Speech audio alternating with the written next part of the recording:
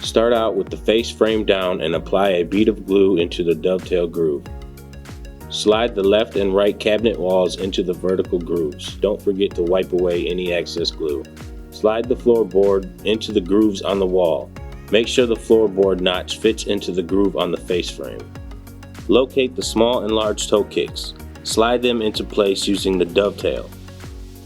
The large toe kick should be placed at the front of the cabinet and the small toe kick should be placed at the back.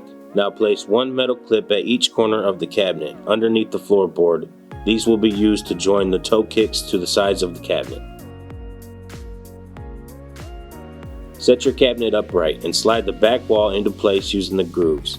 Make sure it fits into the groove on the floorboard as well. Take your L brackets and attach them to the inside of the cabinet using pre-existing holes on the back wall.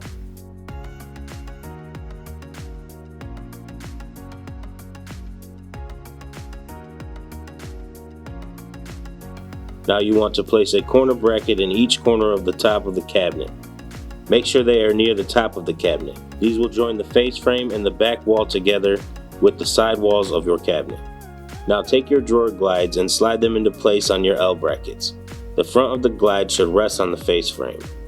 Once all your glides are into place, they can be secured to the inside of the face frame using predetermined dimple. Set the drawer face down and place a bead of glue on each groove and tooth on the drawer. Using a rubber hammer or a clamp, attach the drawer side to the drawer front via the dovetail. Now slide the floorboard of your drawer into place using the exposed grooves on the inside of the drawer. Now place the back of the drawer in place and connect it using the dovetails. Make sure the floorboard fits into the groove on the back of the drawer and push it together. Find your glide connectors and place them underneath the drawer in the front corners. Make sure the triggers are facing inward and fasten them down using 4 screws each.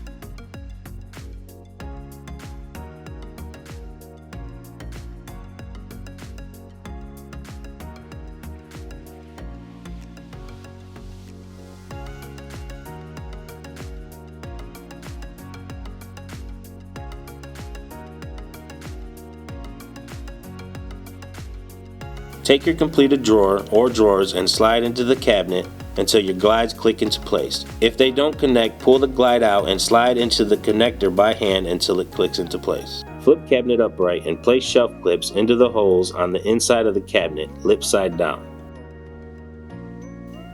Then place the shelves on the clips and press lightly down until the shelves click into place. Place the door face down and set each hinge into place, making sure the holes on the hinge line up with the holes on the door. Fasten them down with 2 screws each. Then place a rubber bumper in each corner on the door opposite your hinges.